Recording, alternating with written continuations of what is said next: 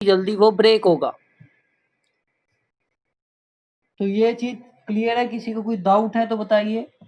तो रिएक्टिविटी हैलोअल्केन्स की किस पे डिपेंड करता है? एक तो ये चीज होगी बॉन्ड डिसोसिएशन एंथैल्पी, मतलब आयोडाइड का जो कंपाउंड होगा वो ज्यादा रिएक्टिव होगा then bromide, then chloride, then fluoride. दूसरी बात, अगर हम बात करें हैलोअल्केन, चलो ये तो आर ग्रुप सेम है तो ठीक है, बॉन्ड डिसोसिएशन एंथैल्पी के बेस पे हो गया। लेकिन अगर हम प्राइमरी सेकेंडरी टर्शियरी लें तो सबसे ज्यादा रिएक्टिव कौन सा हैलोअल्केन होगा? ये नेगेटिव, ये पॉजिटिव, ये नेगेटिव, ये पॉजिटिव, ये नेगेटिव, ये पॉजिटिव। तो इलेक्ट्रॉन डोनेटिंग ग्रुप है, डोनेटिंग ग्रुप जितने ज्यादा होंगे तो बॉन्ड की पोलैरिटी उतनी ज्यादा बढ़ेगी, तो रिएक्टिविटी भी ये ज्यादा होगी। तो सबसे ज्यादा रिएक्टिव कौन सा हैलोअल्केन होगा? Secondary, then sorry tertiary, then secondary, then primary. क्योंकि electron releasing group CX bond की पोलैरिटी को बढ़ाएंगे तो वो जल्दी टूटेगा। यहाँ पे हैलोजन की बात नहीं कर रहे, हैलोजन सेम है। यहाँ पर हम बात कर रहे हैं प्राइमरी, सेकेंडरी और टर्शियरी, मतलब ब्रांचिंग की बात हो रही है यहाँ पे।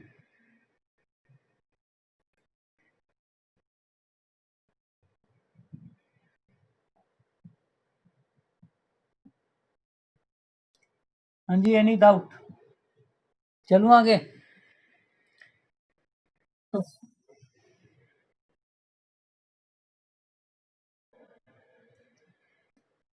ये वाला मैंने इसमें ये बताया है कि टर्शियरी सबसे ज़्यादा क्यों रिएक्टिव है, क्योंकि उसके कार्बन जो है CX बॉन्ड का जो कार्बन है उसके साथ 3 इलेक्ट्रॉन रिलीजिंग ग्रुप लगे हुए हैं। तो वो डोनेट क्या करेंगे? इलेक्ट्रॉन रिलीजिंग का मतलब inductive effect, plus I effect generate करेंगे। प्लस आई इफेक्ट जितना ज्यादा होगा उतना CX बॉन्ड की पोलैरिटी होगी, जितनी CX बॉन्ड की पोलैरिटी होगी उतनी जल्दी वो ब्रेक हो जाएगा, मतलब रिएक्टिव।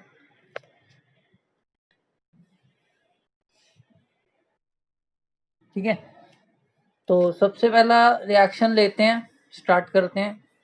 Nucleophilic substitution reactions. तो हैलोअल्केन किस टाइप के रिएक्शन शो करते हैं और क्यों? तो नाम है सबसे पहला न्यूक्लियोफिलिक सब्स्टिट्यूशन रिएक्शंस।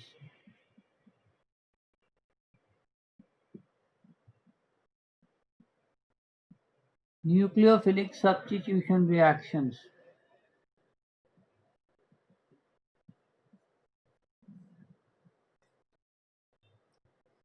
तो न्यूक्लियोफिलिक सब्स्टिट्यूशन में क्या है? RX बॉन्ड है आपके पास, X नेगेटिव है, कार्बन हमेशा पॉजिटिव है। अगर मैं कोई भी स्ट्रॉन्गर न्यूक्लियोफाइल ले आऊं, stronger nucleophile then this X negative, तो ये कार्बन पे अटैक करेगा, X निकल जाएगा, ये बन जाएगा RNU प्लस X नेगेटिव। तो मतलब कि reaction in which reactions in which stronger nucleophile replaces weaker nucleophile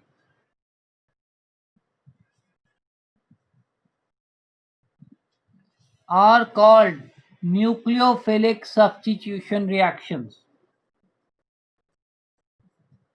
nucleophilic substitution reactions. तो हैलोअल्केन ज्यादातर किस टाइप का रिएक्शन शो करते हैं?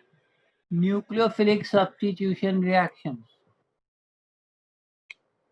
कारण आपके सामने है, CX बॉन्ड की पोलैरिटी है, क्योंकि X ज्यादा इलेक्ट्रोनेगेटिव है कार्बन से। तो अगर कहता मैं इस कार्बन पे पॉजिटिव सेंटर इसको कहते हैं, नेगेटिव सेंटर इसको कहते हैं। पॉजिटिव सेंटर पे अगर किसी न्यूक्लियोफाइल नेगेटिव चार्ज स्पीशीज का अटैक करा दूं और देखो, अगर इससे स्ट्रॉन्गर होना चाहिए, नहीं तो क्या होगा, ये दोबारा अटैक मार देगा, ये मतलब ये बनेगा ही नहीं, इसका अटैक ही नहीं होगा फिर। अगर मान लो ये अटैक मारता है तो ये स्ट्रॉन्गर है तो ये दोबारा वापस कर देगा, फायदा क्या हुआ। तो इससे ज्यादा स्ट्रांग होगा तभी तो ये रिप्लेस होगा। तो दीज रिएक्शंस, तो haloalkane show which type of chemical reactions, nucleophilic substitution. Substitution मतलब रिप्लेस कर रहा है, कौन कर रहा है, nucleophile, that's why nucleophilic substitution. कोई डाउट है तो बताइए।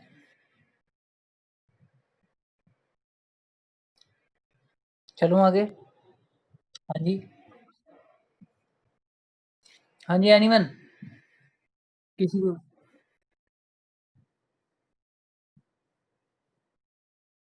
तो सुनिए, अब न्यूक्लियोफिलिक सब्स्टिट्यूशन रिएक्शन सबसे इंपॉर्टेंट पार्ट चैप्टर का यही है जो अब बताने जा रहा हूं। सबसे ज्यादा बोर्ड में क्वेश्चन किससे आता है, इससे ही आता है, इस चैप्टर से बहुत आता है।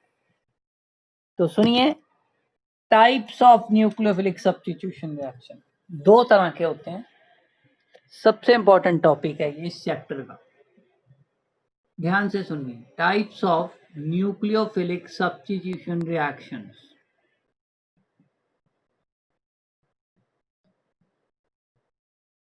इसका मैकेनिज्म भी सिलेबस में है।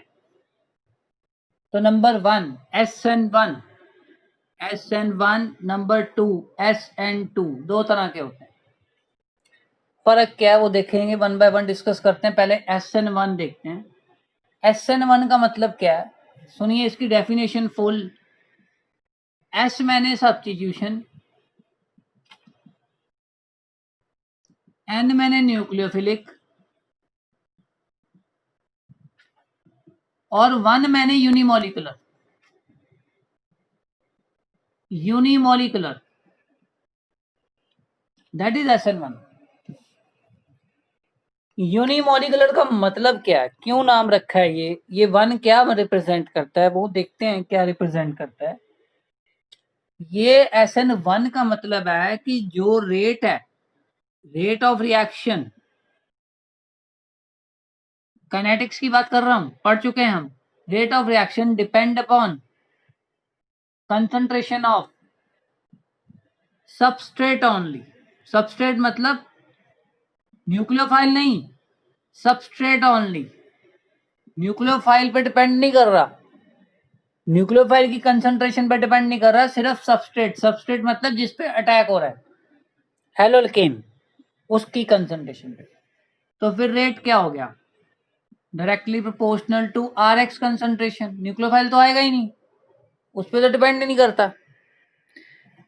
तो एक एक दो रिएक्टेंट थे, एक था हेलोकेन, एक था न्यूक्लियोफाइल। अभी पीछे मैंने आपको लिखवाया, वो हेलोकेन की कंसंट्रेशन पे डिपेंड कर रहा है रेट, लेकिन न्यूक्लियोफाइल की कंसंट्रेशन पे डिपेंड नहीं कर रहा।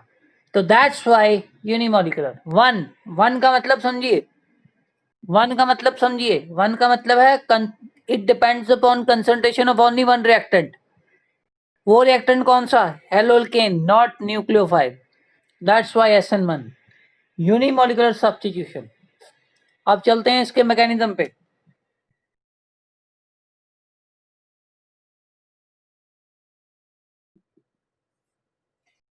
मैकेनिज्म में देखिए, ये कई बच्चे ना बड़ा धोखा खाते हैं।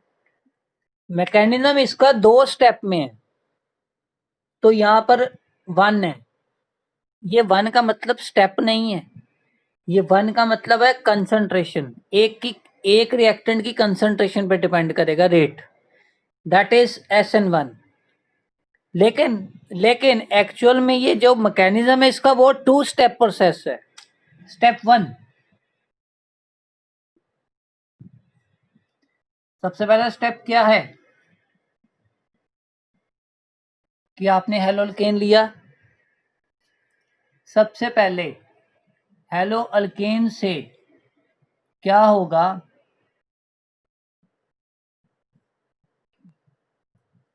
कार्बोकटायन बनेगा और X निकल जाएगा।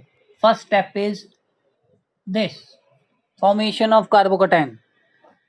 नंबर 2, स्टेप 2, जब कार्बोकटायन बन गया तो इस कार्बोकटायन पे न्यूक्लियोफाइल मतलब X नेगेटिव अटैक करेगा, तो बन गया ना, अच्छा X नेगेटिव नहीं सॉरी, NU नेगेटिव अटैक करेगा तो NU लग जाएगा, न्यूक्लियोफाइल लग जाएगा, X निकल चुका था पहले ही, X पहले ही निकल गया। तो स्टेप 1 स्टेप 2, जो स्टेप 1 है that is slow step and slow step is called rate determining step, RDS। जो रिएक्शन का रेट होता है वो किस पे डिपेंड करता है, कौन बताता है मैकेनिज्म के अंदर काइनेटिक्स में, RDS rate determining step. Which one is the rate determining step, slow step. अब यहां पर देखिए, यहां पर सिर्फ एक ही रिएक्टेंट ही तो आ रहा है, स्लो स्टेप में एक ही तो रिएक्टेंट आ रहा है, तो फिर रेट किस पे डिपेंड करेगा, सिर्फ इस पे, दैट्स वाई SN1। मैंने अभी क्या बोला था कि भाई एक ही रिएक्टेंट की कंसंट्रेशन पे डिपेंड करेगा, तो यहाँ पर आपको शो भी हो रहा है अब कि स्लो स्टेप में सिर्फ एक ही रिएक्टेंट आ रहा है, दो तो आ ही नहीं रहे, दैट्स वाई SN1। तो इसमें किसी को कोई डाउट है तो बताओ। Number 1 SN1 unimolecular, but it is 2 step process.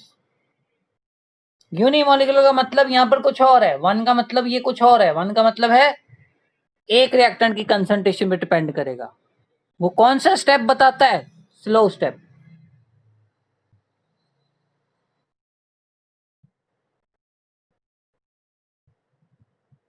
चलो आगे, कोई दिक्कत है तो बताओ। अब मुझे एक बात बताओ, अगर मैं आपको बोलूं कि भाई ऑर्डर ऑफ रिएक्टिविटी किस पे डिपेंड करेगी, तो कौन बताएगा इस रिएक्शन की ऑर्डर ऑफ रिएक्टिविटी किस पे डिपेंड करेगी अकॉर्डिंग टू दिस मैकेनिज्म, किस पे डिपेंड करेगी ऑर्डर ऑफ रिएक्टिविटी। हाँ जी, एनीवन।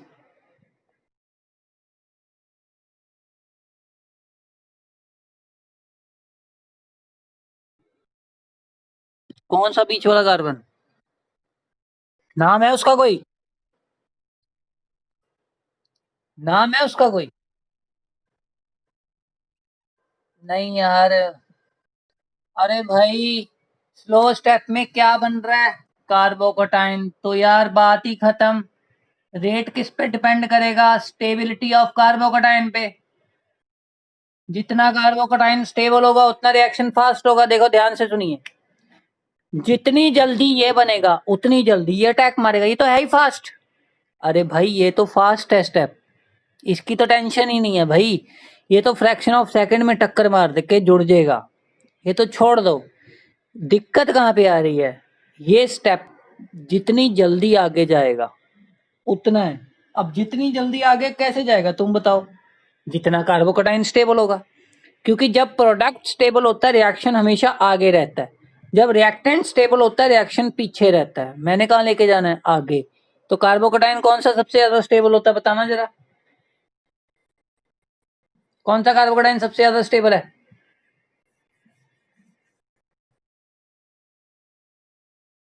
यस, तो सबसे ज्यादा कार्बोकटाइन स्टेबल कौन सा है, tertiary, then secondary, then primary. तो this is order of reactivity for SN1। Order of reactivity किसकी बात कर रहा हूं, सिर्फ SN1 के अकॉर्डिंग ऑर्डर ऑफ रिएक्टिविटी क्या होगी, this is order of reactivity, because tertiary कार्बोकटाइन is more stable.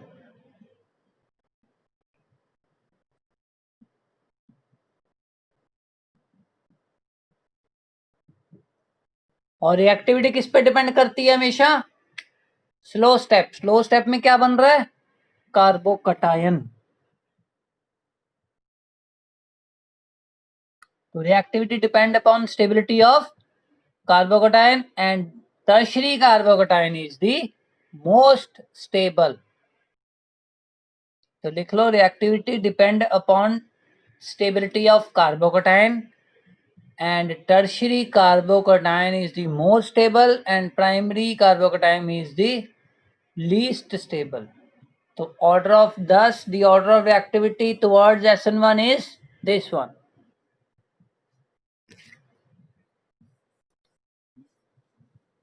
कोई दिक्कत है तो बताओ, फिर आगे बताता हूँ।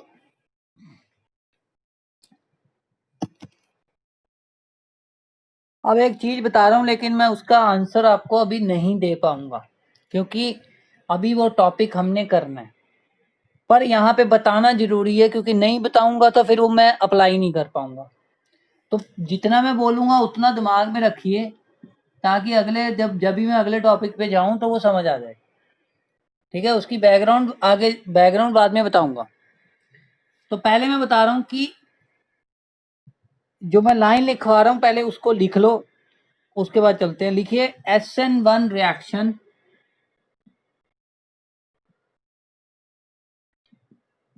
Proceed with racemization. Word note कर लो, रेसमाइजेशन, रेसमाइजेशन।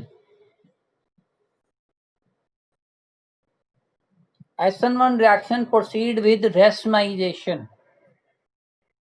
तो रेसमाइजेशन समझने के लिए आपको क्या करना है, जैसे मान लो जो एक स्टेप मैंने आपको बताया था ये वाला फास्ट वाला, तो उसमें अब आप इतनी चीज सोचिए कि भाई न्यूक्लियोफाइल का अटैक, मान लो कोई न्यूक्लियोफाइल है OH नेगेटिव, उसका अटैक कार्बोकैटायन पे ऐसे भी हो सकता है और ऐसे भी हो सकता है, यहां से भी हो सकता है और वहां से भी हो सकता है। तो अगर ऐसा देखें तो एक बार OH बनेगा ऐसे राइट साइड पे और एक बार OH बनेगा लेफ्ट साइड पे। अभी तो आपको इतना दिमाग में रखना है कि रेसमाइजेशन का मतलब क्या है। 50% ये बनेगा, 50% ये बनेगा, 50-50 रेशो, 50% 50% जो मिक्सचर है दैट इज कॉल्ड दिस, ये जो A और B मिक्सचर है ये और ये, that is called racemic mixture है। ये 50% डेज 50% डेज, मतलब डेक्स्ट्रो और लीवो 50-50% बन रहे हैं, तो that is called racemic mixture और प्रोसेस को कहते हैं रेसमाइजेशन।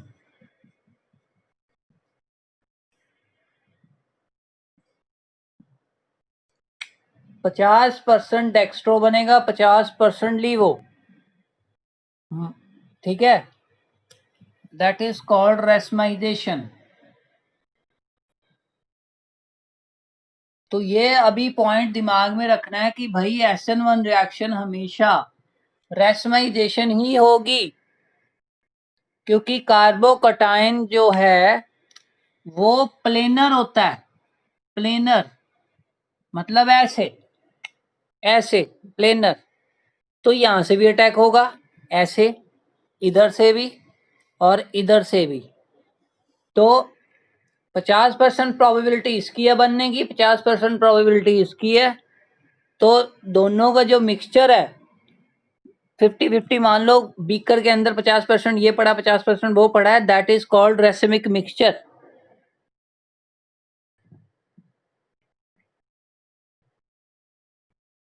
हाँ जी, एनी डाउट? देखो डी और एल अभी नहीं बता पाऊंगा, अभी ऑप्टिकल रोटेशन बतानी है, ऑप्टिकल एक्टिविटी बतानी है। पर अभी मैं ये कह रहा हूं कि अगर OH राइट पे है, मान लो कि वो लीवो या डेक्स्ट्रो में से एक है, और OH अगर लेफ्ट पे है तो वो लीवो और डेक्स्ट्रो में से एक है। मतलब एक अगर डेक्स्ट्रो है दूसरा लीवो है, समझ आई?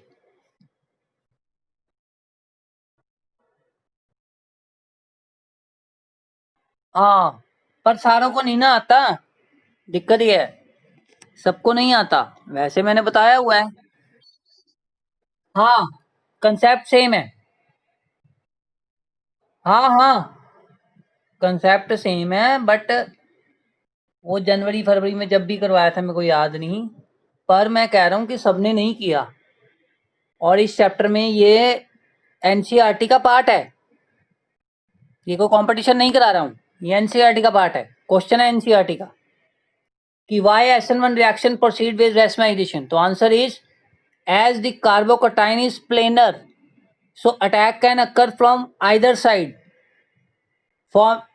forming 50% this one and 50% this one, 50% dextro 50% levo, and the whole mixture is, ये टोटल जो मिक्सचर पड़ा है दैट इज रैसमिक मिक्सचर। तो SN1 में क्या होता है हमेशा, बोलिए सारे जने, SN1 में क्या होता है? यस। अब चलते हैं SN2 में, ये आ जाएगा समझ। अभी ऑप्टिकल रोटेशन बताने वाला हूँ, ऑप्टिकल एक्टिविटी इसी चैप्टर के अंदर समझाऊंगा, इसी के बाद ही है, तब आपको और क्लियर हो जाएगा कि क्या कहना चाहता हूँ मैं। Next SN2 second type, substitution nucleophilic bimolecular. Bimolecular अब समझ गए होंगे क्या मतलब, कि rate of reaction depend upon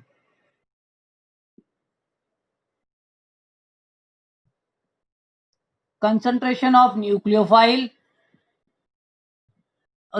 concentration of substrate as well as nucleophile, substrate as well as nucleophile, दोनों की कंसंट्रेशन पे डिपेंड करेगा रेट। अब तो रेट क्या हो गया मेरा, that is RX and NU, ये हो गया। तो मैकेनिज्म देखते हैं।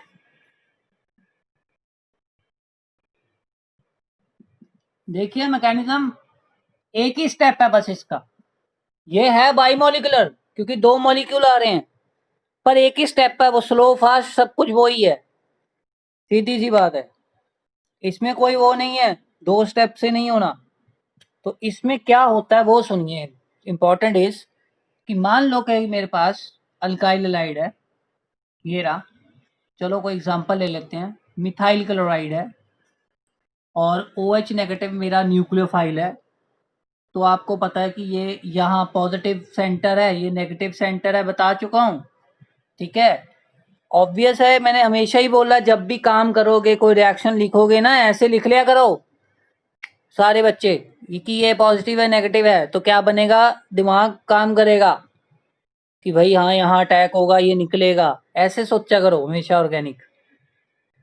तो ये गया इधर, ये गया इधर और ये गया बाहर, एक ही स्टेप में होना सब कुछ। अब पर लेकिन जो स्टेज बनेगी that is called transition state. Transition state क्या होती है कि ये बॉन्ड बनाना स्टार्ट करेगा, ये बॉन्ड तोड़ के बाहर निकलना शुरू करेगा।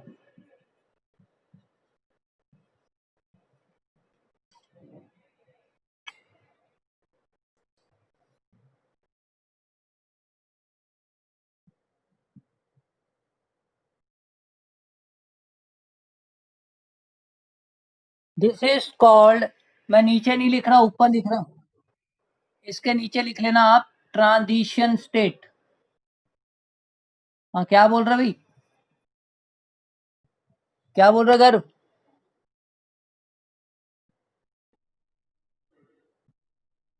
OH negative start forming a bond with carbon atom.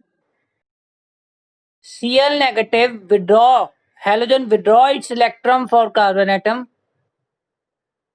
ठीक है। तो ये जो बीच में एक इंटरमीडिएट नहीं कह सकता वैसे मैं इसको, इंटरमीडिएट भी नहीं है ये, this is a stage, this is a stage of पेंटावलेंसी।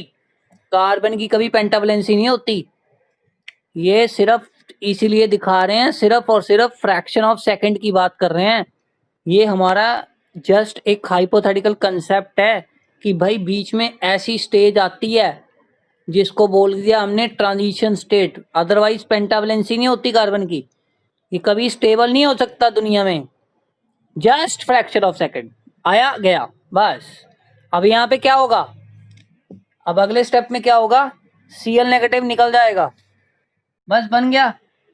ये देखो OH लग गया प्लस Cl नेगेटिव निकल गया। फाइनली Cl अपने विड्रॉ करके भाग जाएगा। कोई डाउट है तो बताओ।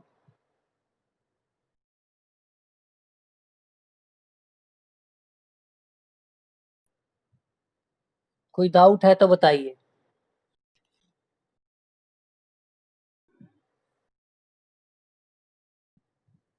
बाकी जने भी बोल दिया करो यार, वो ही बोलता है हमेशा। उसके पास स्पेशल गला है क्या? हाँ बोल दिया करो यार, पता लगता है कि हाँ बच्चे बहुत हैं क्लास में, ऐसे लगता है एक दो ही पढ़ रहे हैं। ठीक है, तो सुनिए, मैं क्या कह रहा हूँ, यस नेक्स्ट लाइन। अच्छा, ऑर्डर ऑफ एक्टिविटी क्या होगी, पहले तो ऑर्डर ऑफ एक्टिविटी की बात करो। तो सुनिए, reactivity of SN2, reactivity of SN2 depend upon crowding. Crowding का मतलब क्राउडिंग ऑफ अल्काइल ग्रुप्स, जिसको हम क्या कह देते हैं, स्टेरिक हिंड्रेंस। क्या कहते हैं, स्टेरिक हिंड्रेंस ऑर्गेनिक में। क्राउडिंग ऑफ अल्काइल ग्रुप मतलब कि देखो, अगर ये अटैक कर रहा है, अब यहाँ पे 3 मिथाइल होंगे तो अटैक करना मुश्किल हो जाएगा। वो अंदर कैसे जाएगा भाई, उसने अंदर अटैक मारना है, कैसे करेगा बताओ। ये क्राउडिंग ज्यादा रखोगे तो मुश्किल हो जाएगा, छोटे छोटे एच रखोगे जल्दी हो जाएगा। तो व्हाट इट मीन्स, तो स्टीरिक हिंड्रेंस सबसे कम किस में है, ऑब्वियस है, सबसे कम स्टीरिक हिंड्रेंस किस में है, इसमें, फिर प्राइमरी, फिर सेकेंडरी, फिर टर्शियरी। उल्टा हो गया, ऑर्डर ऑफ एक्टिविटी बदल गई। वहां पे कार्बोकेटाइन की स्टेबिलिटी पे डिपेंड करती थी, यहाँ पर स्टीरिक हिंड्रेंस पे डिपेंड करती है। जितनी कम स्टीरिक हिंड्रेंस, अटैक उतना फास्टर, उतनी जल्दी प्रोडक्ट बन जाएगा।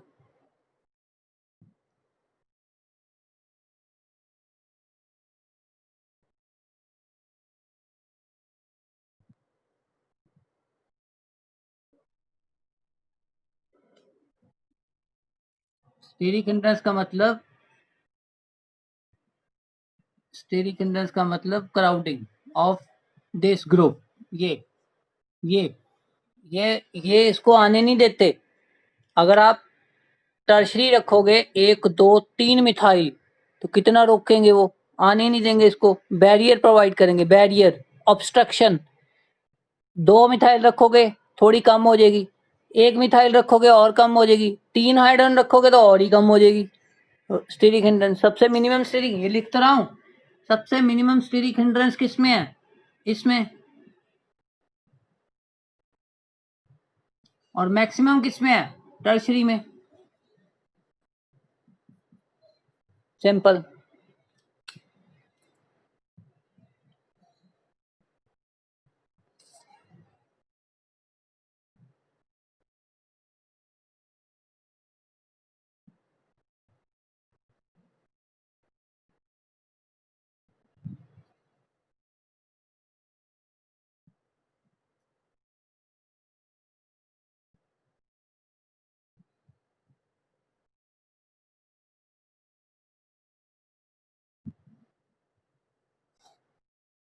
चलो आगे।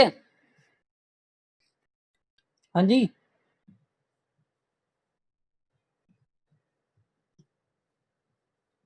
नेक्स्ट, अब स्टीरियोकेमिस्ट्री की बात करते हैं। Stereochemistry of SN2। तो इसमें स्टीरियोकेमिस्ट्री क्या है कि SN2 reaction proceeds with inversion of configuration, inversion of configuration, पलट जाएगी कन्फिगरेशन।